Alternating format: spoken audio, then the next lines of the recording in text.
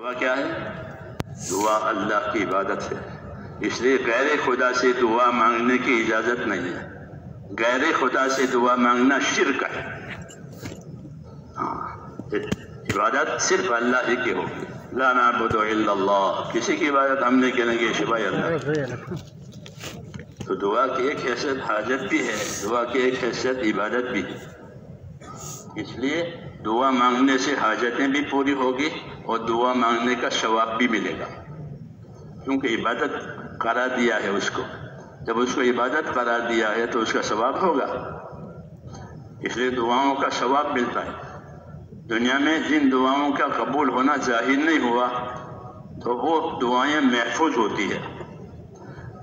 کوئی یہ نہیں سمجھا کہ ہماری دعا رد ہوتی ہے، نہیں، مسلمان کی دعا رد نہیں ہوتی، بلکہ دعا مقبول ہوتی ہے اور محفوظ بھی ہوتی ہے۔ مقبول بھی ہوتی ہے، محفوظ بھی ہوتی ہے۔ جب مقبول ہو جاتی ہے تو اس کا اثر ظاہر ہو جاتا ہے، یہ جو مانگا تھا مل گیا۔ بعض دفعہ اس کا اثر ظاہر نہیں ہوتا، کہ مانگا تھا نہیں ملا، تو یہ نہیں کہ وہ دعا ردی میں ڈالی گئی ہے، وہ درخواست ردی میں ہے، کہ نہ، وہ محفوظ ہے، اس کو اوپر حفاظت سے رکھتے ہیں فرشتے۔ پھر جب حساب کتاب کا دن ہوگا تو حساب کتاب کے دن میں جس طرح اور اعمال آئیں گے، دعا بھی ہوگی، وہ بھی نکالیں گے۔ تمہارا دعا کا پرچہ یہ نکلا کہ آپ نے دعا مانگی تھی فلاں وقت میں، کہ ہاں، تو کچھ ملا تھا کہ نہ، نہیں ملا، کہ یہ لو، اس دعا کے بدلے میں یہ لو۔ اور آخرت میں جو چیز مل جائے گی وہ ہمیشہ ہمیشہ کے لیے ملے گی۔ دنیا میں آپ نے کوئی چیز مانگی وہ تو دنیا کے اعتبار سے ملے گی، ہمیشہ کے لیے نہیں ملے گی، دنیا ہمیشہ کے لیے ہے ہی نہیں۔ تو اللہ کہے کہ یہ لو، دعا تمہاری دعا ہمارے ہاں محفوظ ہے، ہم نے دنیا میں تمہیں دیا نہیں تھا، یہ لو۔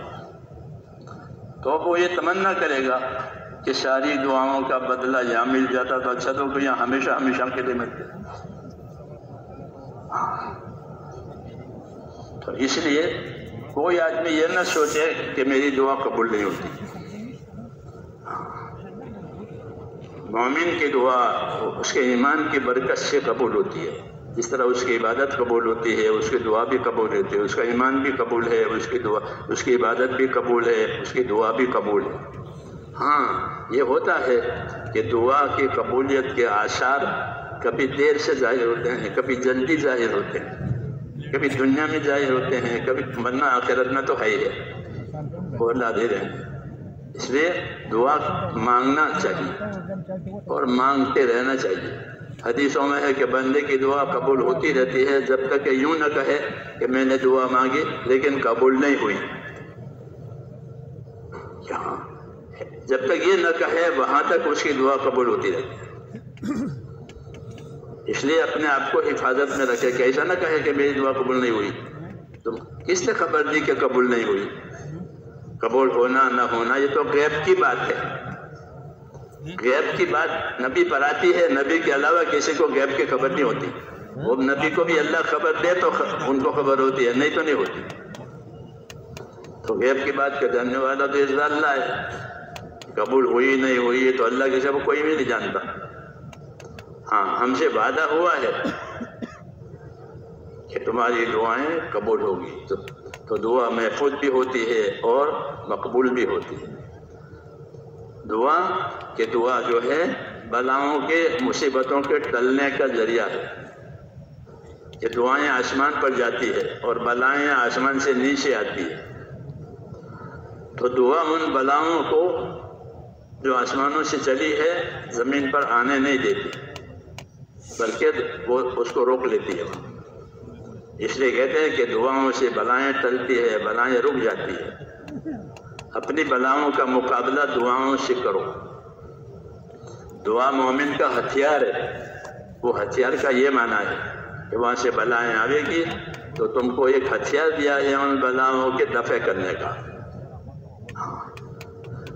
تو بلا کہ بلاؤں کے رک جانے کا ذریعہ کہ وہ بھی دعائیں بنتی ہیں، اس لیے کہ دعائیں مانگا کرو۔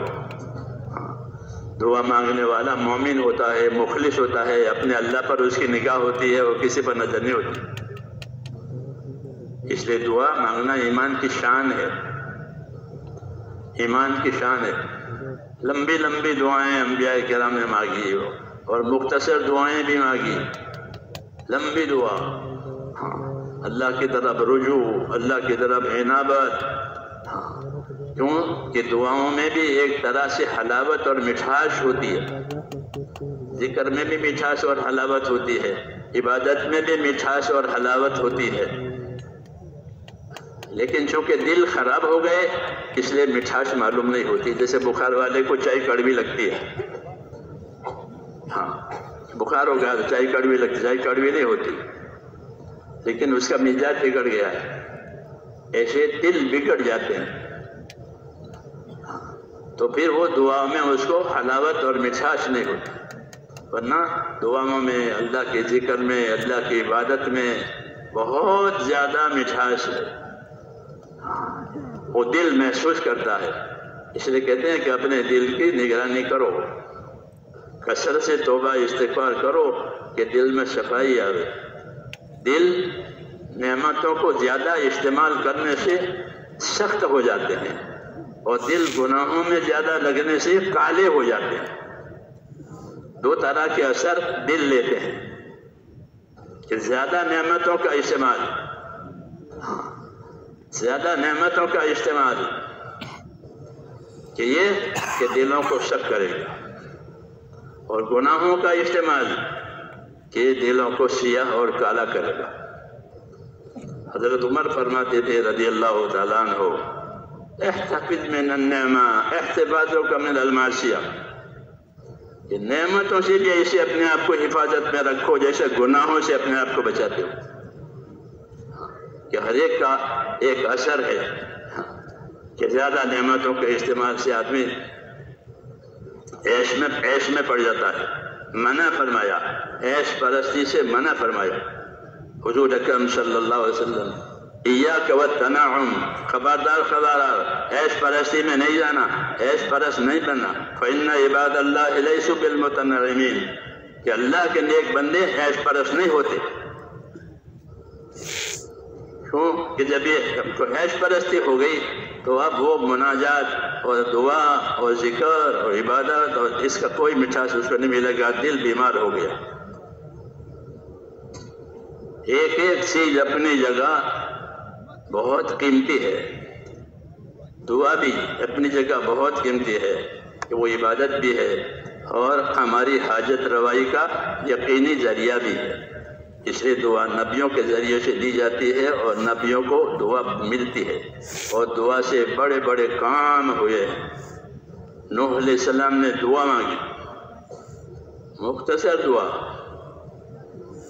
کام کر کے رب انی مغلوب فانتصر، یا اللہ مجھ کو دبا دیا گیا ہے، یہاں میرا کام تو کیا ہوتا، مجھ کو ہی دبا دیا گیا، اب آپ اس کا بدلہ لیں۔ بس مختصر دعا۔ اب وہ دعا نے اپنا کام کیا، آسمان سے پانی برسنا شروع ہوا، موسلادھار پانی، زمین سے پانی ابلنے لگا، آسمان کا پانی، زمین کا پانی، پھر دونوں پانی مل گئے۔ جتنا اندازہ اللہ کو پانی کا تھا وہ دونوں پانی مل گئے۔ التقى الماء على امر قد قدر، تو پہاڑ ڈوب گئے، جی ہاں پہاڑ ڈوب گئے، عذاب کا پانی ایک دعا پر آیا، تو دعا مانگ کر کے نافرمان قوم کو ہلاک کرا دیا، کوئی باقی نہیں رہا، کوئی نہیں بچا۔ اتنی طاقتور دعا، رب انی مغلوب فانتصر، یا اللہ مجھے دبا دیا گیا ہے، اب تو بدلہ لے لے۔ تو بدلہ لیتے ہیں اللہ تعالیٰ نبیوں کی دعاؤں پر۔ فرعون کو ڈبایا، قوم نوح کو ڈبایا، فرعون کو ڈبایا موسیٰ علیہ السلام کی دعا پر۔ موسیٰ علیہ السلام نے دعا مانگی تو فرعون کو ڈبایا کہ انہوں نے ہم کو ناراض کیا ہے، فرعون نے، اس کی قوم نے ہم کو ناراض کیا کہ ہم نے ان کو ڈبایا دعا پر اور کوئی نہیں بچا۔ کسی کے لیے بچنے کی بات نہیں، کوئی نہیں بچے گا۔ نوح علیہ السلام کے بیٹے، جو بیٹا تھا نافرمان تھا، اس کو دعوت دی، بیٹا ہمارے ساتھ ہو جا، کشتی میں سوار ہو جا، ہاں نافرمانوں کے ساتھ مت جا۔ اس نے کہا کہ کیا پریشانی ہے، آپ کا پانی چڑھے گا تو میں پہاڑ پر چڑھ جاؤں گا، آپ کا پانی چڑھے گا تو میں پہاڑ پر چڑھ جاؤں گا۔ نوح علیہ السلام نے فرمایا آج کوئی طاقت بچانے والی نہیں، کوئی طاقت نہیں بچائے گی۔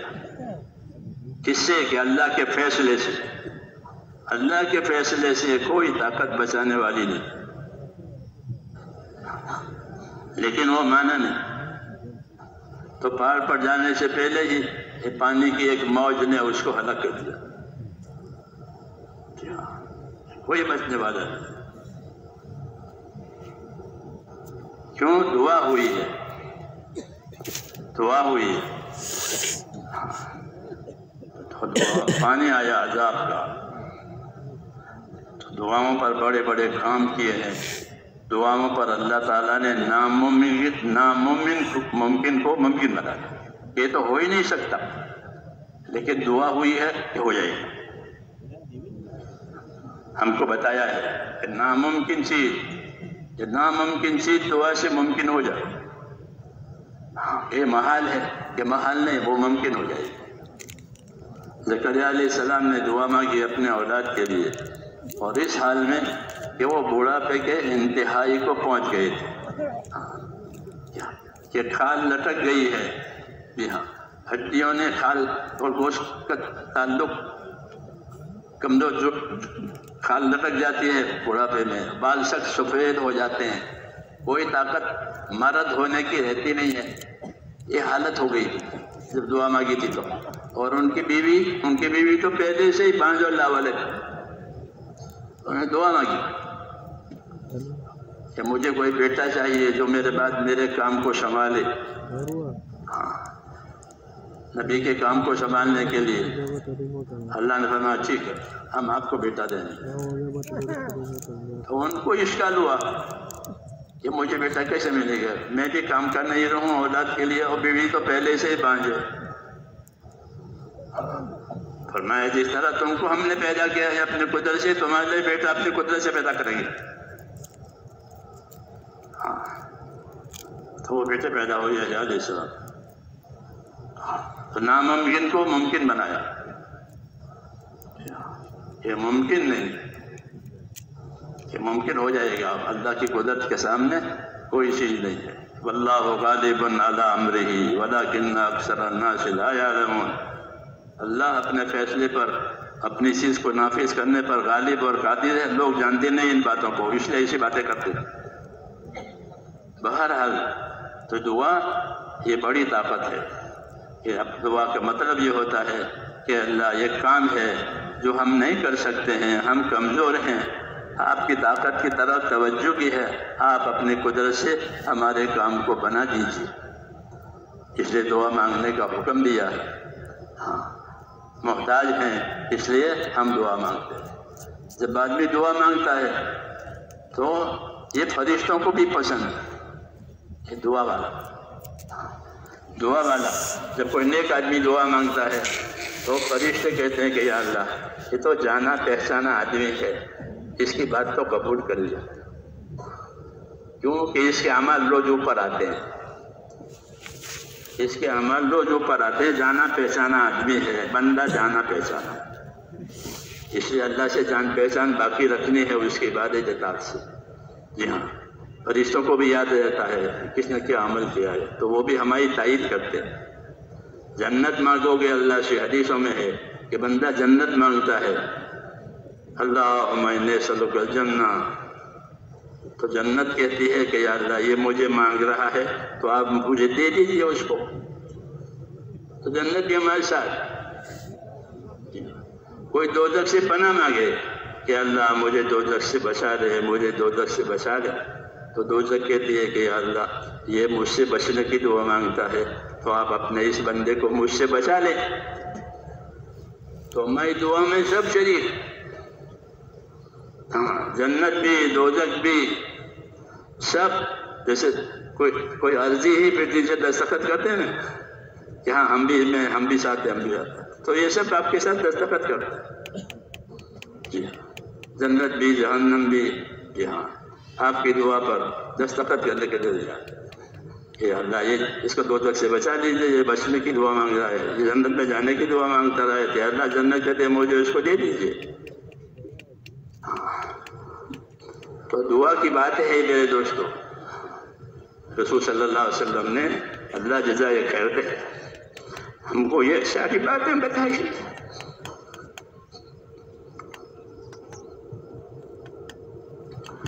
اس لیے دعا کو بھی کام بنانا ہے، ہاں دعا کو کام بنانا، اللہ کو بہت پسند ہے دعا، بہت۔ دعا عبادت کا مغز ہے، ہاں کہ دعا مانگنے والے کے بعد کوئی دوسرا کوئی شریک نہیں، وہ اللہ کوئی دیکھتا ہے، اللہ کوئی جانتا ہے اور اللہ سے مانگ رہا ہے۔ توحید کی بڑی علامت دعا ہے، توحید کی بڑی علامت دعا، کیوں کہ وہ سب سے اپنی نظر ہٹا کر خالی ہاتھ اللہ تعالیٰ کے سامنے پھیلایا، تو اللہ کہتا ہے کہ جب یہ خالی ہاتھ آیا ہے میرے سامنے تو میں اس کے ہاتھوں کو خالی واپس کروں، یہ مجھے شرم آتی ہے۔ اللہ کی کریمانہ شان ہے، کریم لوگ ایسے ہوتے ہیں کہ بھائی مجھے شرمندہ نہ کرو، ان سے کوئی درخواست کرے تو کہا ہاں مجھے شرمندہ میں کروں گا، مجھے شرمندہ نہ کرو، تو کہ جب میں اس کے ہاتھوں کو خالی لوٹاؤں مجھے شرم آتی کہ وہ خالی ہاتھ آیا ہے اسے پھیلائیں، اس لیے میں اس کے ہاتھ کو خالی واپس نہیں کرتا، اس کی مراد پوری کرتا ہوں، اور اپنی مراد قدرت سے بھی پوری کرتے ہیں، اپنی مراد حکمت سے بھی پوری کرتے ہیں۔ قدرت سے پوری کرتے ہیں تو نتیجہ فوراً آ جاتا ہے، حکمت سے پوری کرتے ہیں تو بعد مرتبہ نتیجہ دیر سے آتا ہے۔ حکمت کا تقاضا یہ کہ دعا کا نتیجہ ابھی جلدی نہیں دینا ہے، اللہ حکمت والے ہیں۔ ہاں بندہ نادان ہوتا ہے، اپنی ایک چیز مانگتا ہے جو حکمت کے لحاظ سے اس کے لیے بہتر نہیں ہے تو اس وقت روک لیتے ہیں، بعد میں دیتے ہیں یا اس سے بہتر چیز دیتے ہیں۔ بہرحال دعا کہ دعا اللہ کا بڑا انعام ہے، بڑا انعام۔ آدم علیہ السلام کی مشکل حل ہوئی دعا سے، جب خطا ہو گئی نا، خطا ہو گئی جنت میں، تو اب وہ خطا کا علاج کہ دعا، وہ دعا بھی اللہ نے سکھائی، ہاں اللہ نے سکھائی کہ یہ دعا مانگو تو تمہاری غلطی معاف ہو جائے گی۔ فَتَلَقَّى آدَمُ مِن رَبِّهِ كَلِمَاتٍ، آدم علیہ السلام نے اللہ سے دعا کے کلمات لیے، ربنا ظلمنا انفسنا، تو اللہ نے دعا خود ہی سکھائی کہ یہ دعا مانگو تمہارے گناہ معاف ہو، پھر معاف کر دیا۔ تو ہمارا تو پہلے سے کام دعا سے چل رہا ہے، ہمارے بابا ابا کے زمانے سے، کہ ہمارا کام دعا سے ہی چل رہا ہے۔ جی ہاں، بگڑی ہو تو بھی دعا مانگیں گے، بنانی ہو تو بھی دعا مانگیں گے، ترقی ہو کرنی ہو تو بھی دعا مانگیں گے، دعا ہی دعا۔ سمجھ میں آئی نا بات؟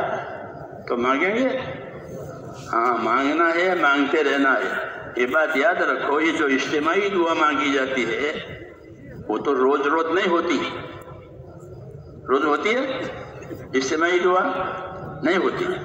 اجتماعی دعا تو اس لیے مانگی جاتی ہے تاکہ انفرادی دعا کی تعلیم ملے، کہ جس طرح اجتماع میں مانگتے ہو، اب اپنے اپنی ضرورتوں کے لیے، اپنے دین کے لیے، اپنے آخرت کے لیے انفرادی طور پر بھی مانگا کرو۔ یہ اجتماعی دعاؤں سے تعلیم دینا ہے، سکھانا ہے، ورنہ اجتماعی دعا روز روز کہاں ہوتی ہے، اور ضرورت تو روز روز ہوتی ہے۔ ضرورت تو روز روز ہوتی ہے، تو کہ یہاں سے سیکھ کر کے جاؤ کہ دعا سے اللہ مسئلہ حل کرتے ہیں، دعا سے اللہ تعالیٰ مسئلہ حل کرتے ہیں، تو وہ یہاں سے سیکھ کر کے جاؤ اور پھر مانگو، اپنے گھر والوں کو سکھاؤ، بچوں کو بھی سکھاؤ۔ حضور نے تو دعا کا خزانہ کھول دیا ہے، ہاں، امت کے لیے، یہ مانگو یہ مانگو یہ مانگو یہ مانگو۔ اس لیے میرے بھائیوں، اللہ کے راستے میں نکلے ہیں تو دعائیں بھی سیکھیں، دعائیں بھی سیکھیں اور پھر دعائیں مانگیں۔ دعا مانگنے کا یہ طریقہ ہے بتایا ہے، ویسے تو ہر حال میں دعا مانگو، قبول لیٹے بیٹھے، لیکن دعا مانگنے کا طریقہ بتایا، یہ بتایا کہ جب کوئی دعا مانگے تو اہتمام کر کے، تو دعا میں یہ ہے کہ سب سے پہلے اللہ تعالیٰ کی تعریف کریں۔ رسول صلی اللہ علیہ وسلم نے اللہ تعالیٰ کی تعریف کے کلمات سکھائے ہم کو، خود آپ نے بھی اللہ کی تعریف کی، اللہ کی تعریف کا علم اللہ نے آپ پر کھولا ہے۔ اللہ کی تعریف کریں، رسول صلی اللہ علیہ وسلم پر درود شریف پڑھیں، پھر اپنے لیے اور مومنوں کے لیے مغفرت کی دعا کریں، استغفار کریں، پھر اپنی مراد مانگیں۔ یہ سب سے افضل طریقہ ہے جو کتابوں میں لکھا ہوا ہے، اور ویسے چلتے پھرتے اٹھتے بیٹھتے مانگے دعا کوئی حل، دعا ہو جائے گی۔ اصلی صحیح طریقہ تو یہ بتایا گیا، اس لیے اس طریقے سے دعا مانگیں۔ ہاں، یہ سیکھنا ہے، دین اتنا ملے گا جتنا سیکھیں گے۔ دنیا تو رواج کے مطابق بہت ملے گی، بہت رواج ہے دنیا میں، دین تو اتنا ہی ملے گا جتنا سیکھیں گے۔ نہیں سیکھے گا تو آدمی اپنے دین سے بے خبر رہے گا۔ اس لیے میرے بھائیوں، سیکھنا بھی ہے، سکھانا بھی ہے، کرنا بھی ہے، کرانا بھی ہے، مانگنا بھی ہے اور مانگتے رہنا بھی ہے، عمل بھی کرنا ہے، اور اللہ سے دنیا آخرت کی عافیت مانگنی ہے۔ دنیا آخرت کی عافیت مانگو۔ عباس ابن عبد المطلب نے پوچھا، یا رسول اللہ میں کیا مانگوں؟ کہ چچا عافیت مانگو۔ پھر پوچھا، یا رسول اللہ میں کیا مانگوں؟ کہ چچا عافیت مانگو۔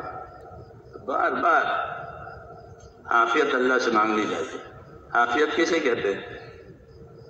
عافیت اسے کہتے ہیں کہ آدمی کسی دینی فتنے میں نہ پڑ جائے اور مہلک بیماری کا شکار نہ بن جائے۔ یہ دو باتیں حاصل ہو، اس کا نام عافیت۔ علماء نے اس طرح لکھا ہے کہ عافیت کا مفہوم یہ ہے کہ کسی دینی فتنے میں نہ پڑے کہ دین برباد ہو جائے، اور کسی مہلک بیماری میں، جان لیوا بیماری میں نہ پھنسے۔ یہ باقی چھوٹی موٹی جو بخار آیا، سر میں درد ہوا، ٹوٹ پھوٹ گیا کوئی چیز، یہ بڑی بات نہیں۔ یہ عافیت کا مفہوم ہے، عافیت کا مطلب یہ ہے۔ تو اس لیے اللہ تعالیٰ سے عافیت مانگنے کے لیے جناب رسول اللہ صلی اللہ علیہ وسلم نے اپنے چچا سے ارشاد فرمایا، وہ ارشاد ہم کو بھی پہنچ گیا۔ ہمیں عافیت مانگے، توفیق اور ہدایت مانگے، جو ضرورت ہو دنیا آخرت کی وجہ سے مانگی جائے، تو مانگیں گے انشاءاللہ۔ درود شریف پڑھ لیں۔